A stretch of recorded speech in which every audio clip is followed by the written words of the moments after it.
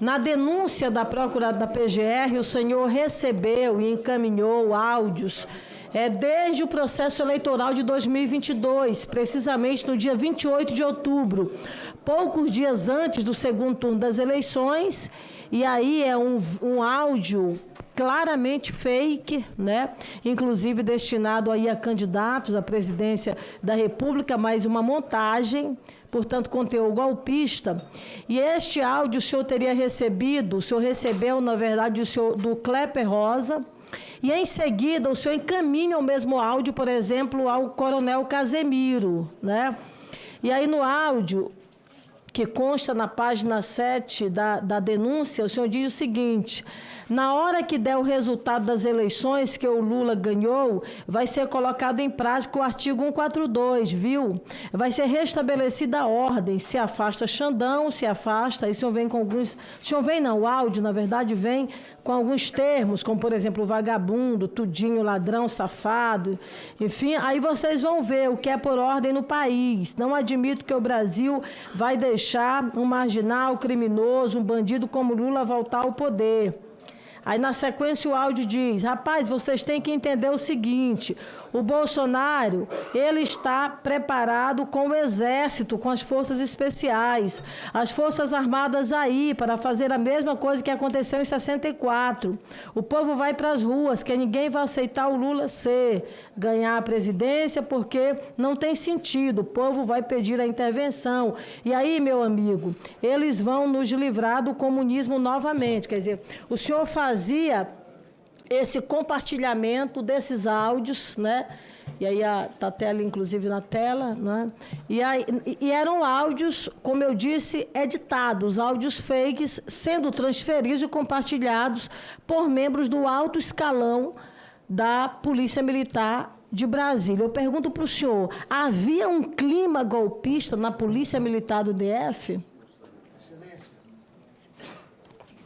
Excelência, como eu relatei aqui na minha fala, eu não tive acesso à íntegra dos documentos, inclusive do relatório do meu celular, então vou permanecer em silêncio.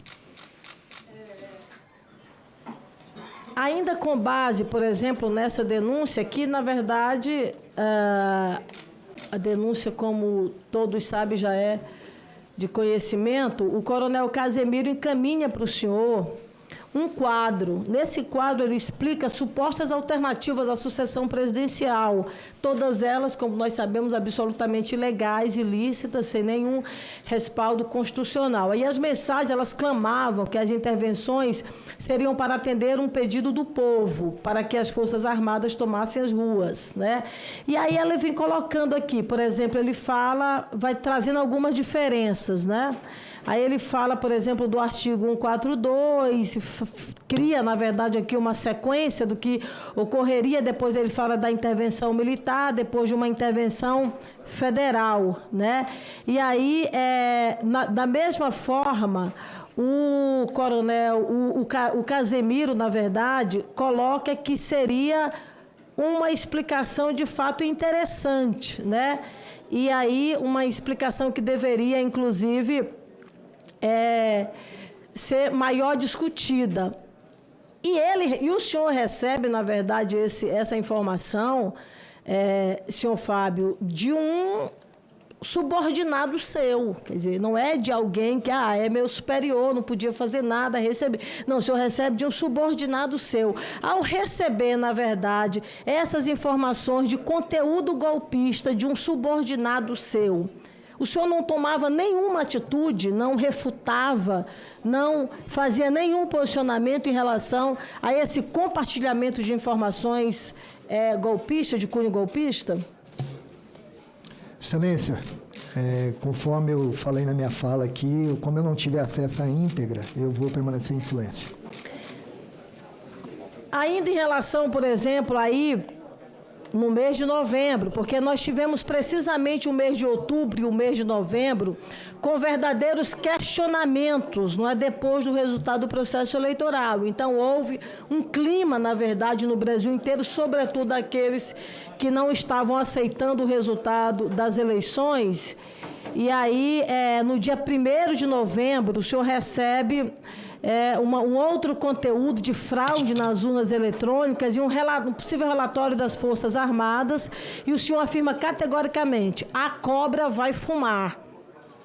Nessa informação que o senhor responde, na verdade, pelo seu aparelho celular, o senhor responde ao Casemiro, né? Ou seja, ele fala: olha, não fique triste, as Forças Armadas vão entregar o relatório amanhã, que o Alexandre de Moraes pediu, e as Forças Armadas diz que só entregaria depois do segundo turno, depois do resultado.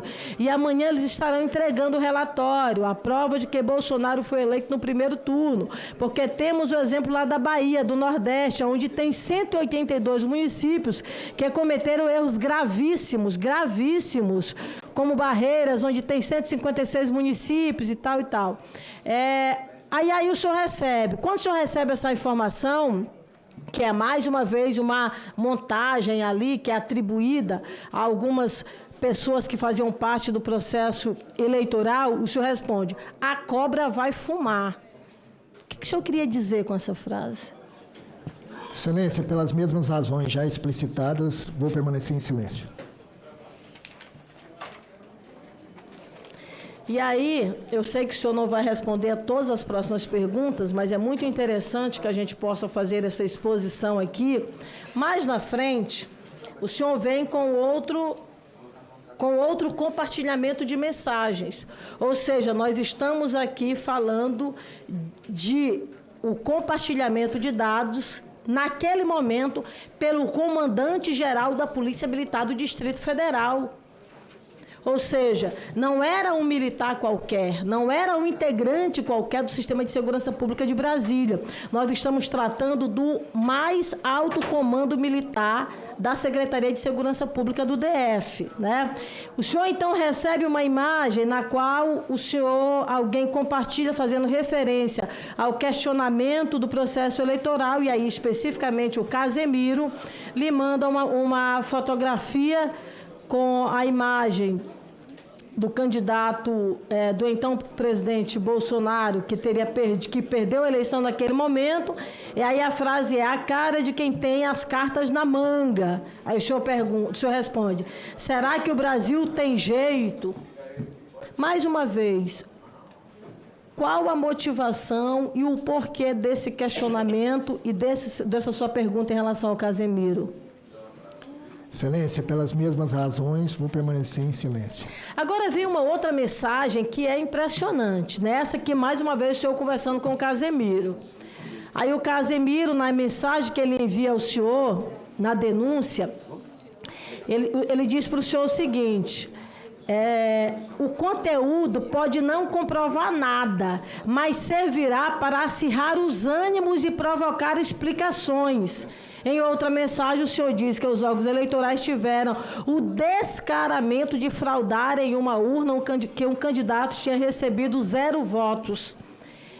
Quer dizer, aqui, quando o Casemiro conversa com o senhor na rede social, especificamente no WhatsApp, ele diz: olha, é como se ele diz: olha, a informação é mentirosa, a informação ela pode não comprovar nada, mas ela vai alcançar um objetivo. Qual é o objetivo? Acirrar os ânimos e provocar explicações. Ou seja, essa distribuição de mensagens e de informações fake logo depois do processo eleitoral tinha essa motivação de acirrar os ânimos na sociedade brasileira, que depois do processo eleitoral estava praticamente ali dividida por conta da diferença do processo eleitoral. A motivação era acirrar os ânimos na sociedade brasileira? Excelência, pelas mesmas razões explicitadas, vou permanecer em silêncio.